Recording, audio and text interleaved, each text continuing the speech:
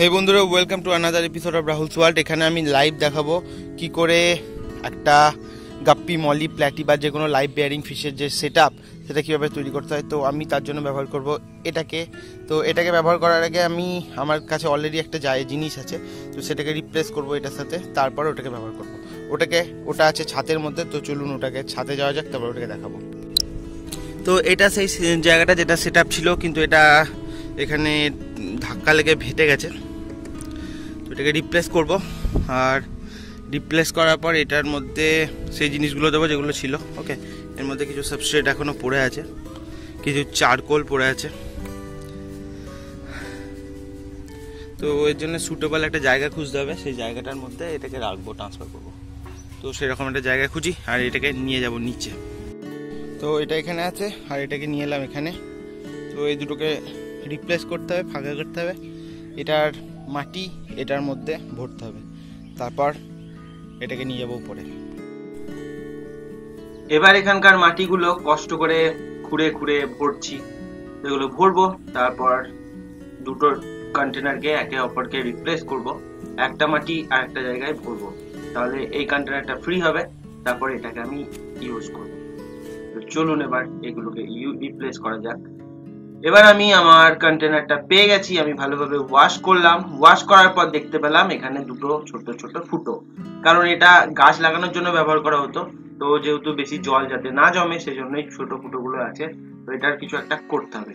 আর এইটা দেখুন সেই কন্টেনারটা যেখানে আমার আগে মাছ থাকতো, এখানে একদম জল ভর্তি দেখতে পেলেন। এই ফুটোটাকে এবার কি করব? পাশে আছে আমার কিছু সিমেন্ট, এই সিমেন্ট দিয়ে আমি এই ফুটোটাকে ভর্তি করব, ভর্তি করার চেষ্টা করব। তো এটাকে আমি কি করব, এর মধ্যে কিছু আমি বালি অ্যাড করব যাতে জিনিসটা আরো কংক্রিট হয়, শক্ত হয়। কিছুটা জল দেব, তারপর ভালোভাবে এটাকে মেখে নেব। ভালোভাবে মাখার পর একদম ভালোভাবে এটাকে মাখতে হবে, কারণ একটা আঠালো ব্যাপার তৈরি হবে সিমেন্টের সাথে। আপনারা সবাই জানেন এই ফুটোটাকে বন্ধ করার জন্য এই সিমেন্ট ছাড়া আর কোনো ভালো অল্টারনেট উপায় নেই। তো আমি ভালোভাবে এটাকে নিয়ে একটা মন্ড করে নেব, তারপর অল্প অল্প অল্প করে এর মধ্যে লাগাবো, এবং বাকি যেটা থাকবে পুরোটা ভালোভাবে মিক্স করে দেবো। এই যে এখানে আমি লাগাচ্ছি, এটা সমস্যা দেখছি, লাগাচ্ছি পিছন দিকে বেরিয়ে যাচ্ছে, আবার লাগাচ্ছি পিছন দিকে বেরিয়ে যাচ্ছে।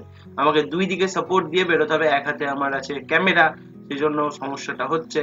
তো আমি এটাকে কিছু করে একটা ফিক্সড করলাম। এবার আর একটা ফুটোর পালা, এই ফুটোটাকে আমি আস্তে আস্তে আস্তে আস্তে ব্লক করব। তো এইভাবে আস্তে আস্তে পিছন থেকে কিছু একটা দিয়ে আস্তে করে এবার এটাকে ব্লক করে, তারপর আমি সিমেন্টটাকে আস্তে আস্তে প্রলেপ হিসাবে গোটা যে পাতনাটার মধ্যে, গোটা পাতনার মধ্যে আমি প্রলেপ দিয়ে দেবো। এক হাতে করছি কারণ এক হাতে আমার ক্যামেরা আছে, কষ্ট হচ্ছে, কিন্তু প্রবলেম নেই, হয়ে যাচ্ছে।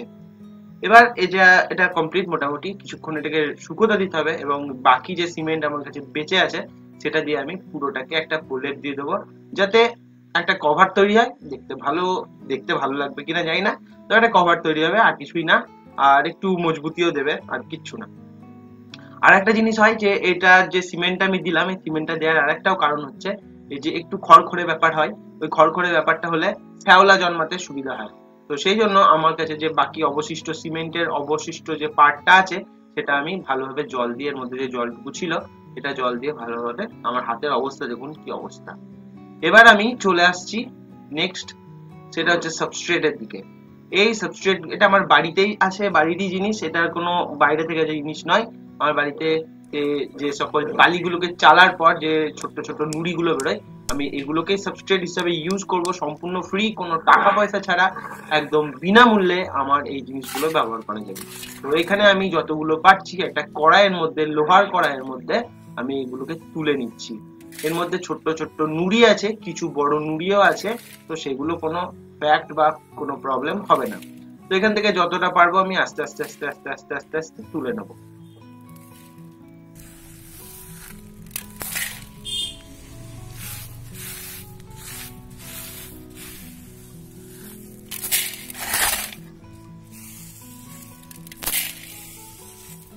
আপনারা দেখুন আমি আস্তে আস্তে এখানে কিন্তু বেশ অনেকটা অ্যামাউন্টেরই এখানে তুলে নিয়েছি। এবার এগুলোকে আমাকে ভালোভাবে করতে হবে ওয়াশ, কারণ এই যে এখানে দেখছেন প্রচুর মাটি ফাটি পড়ে আছে, এই সাবস্ট্রেট গুলো ছোট এবং দেওয়ার ভালো কারণ হচ্ছে এগুলো যে জলের যে ছোট বা মাছের যে ছোট ছোট পায়খানা এগুলোকে কিন্তু ভালোভাবে ট্র্যাপ করে নেবে এবং নাইট্রোজেন সাইকেল মেনটেনের জন্য এই পাথরগুলো কিন্তু খুবই ভালো কাজ করবে। এবার আমি এই পাথরগুলোকে ওয়াশিং এর জন্য নিয়ে যাব। কলের নিচে আমি এখানে জাস্ট ফ্লো করব জল, আর এই এখান থেকে দেখুন কত নোংরা কাদা টাইপের জিনিস বেরোচ্ছে, তো এগুলো বেরোবে এবং ওয়াশ করতে হবে ভালো করে। আপনারাও এটাকে ভালোভাবে ওয়াশ করে নেবেন। তারপর ওয়াশ হওয়ার পর এটা অনেকটা এরকম দেখতে লাগবে, একদম ঝকঝকে এবং টকটকে। ওয়াশ হলো, এবার এটাকে নিয়ে যাব উপরে, তারপর এটাকে দেওয়ার পালা। আমি এটাকে নিয়ে এলাম উপরে, আর আমার এই যে কন্টেনার আমি অলরেডি প্লেস করে দিয়েছি। দেখুন আপনারা এটাকে একটু শুকিয়ে নেবেন, আমি আর শুকানোর টাইম পেলাম না, তো যাই হোক কোনো অসুবিধা হবে না। আর আজকে রোদ আছে তো অসুবিধা নেই, আজকে যেহেতু আমি ডাইরেক্ট এখন জল দেবো না, তো সেই জন্য এখন অসুবিধা হবে না। এবার আমি এই কন্টেনারটাকে আস্তে আস্তে এর মধ্যে যে পাথরগুলোকে দেবো। আর এখানে দেখুন আমি এটা কি করেছি, আমি এটা একটু হাইট রেখেছি, দুটো ইট দিয়েছি, তলায় একটা এটাকে বসানোর জন্য একটা জিনিস দিয়েছি। এবার পাথরগুলোকে অল্প অল্প অল্প করে আমি এখানে ঢেলে দেবো, একবারে ঢেলে দিলাম। ব্যাস, ঢেলে দেওয়ার পর পাথরগুলো ঢেলে দেওয়ার পর এর মধ্যে এখনো কিছু মাটি থাকতে পারে, তো ভালোভাবে ওয়াশ করে নেবেন আপনারা। আমার এখানে ভালোভাবে ওয়াশ করার আর দরকার নেই, যা হয়েছে ঠিক আছে। কিছুটা চারকোল আমি এখানে রেখে দিয়েছি যাতে জল পরিষ্কার থাকে, তার সাথে আছে কিছু বড় নুড়ি, বড় সাইজের নুড়ি, যেগুলো দেখতে ভালো লাগবে এবং যেগুলো এগুলোর বিশেষ রোল আছে তা নয়, কিন্তু দেখতে ভালো লাগবে। এবং অনেক ছোট ছোট মস থাকে, এই মসগুলোর মধ্যে থাকবে, আটকাবে, আর কিচ্ছু না। এবার এগুলোকে আস্তে আস্তে আস্তে আস্তে আমি প্লেস করব, একটু ছোট্ট করে একটু নাড়িয়ে ঠিকঠাক করে দেবো।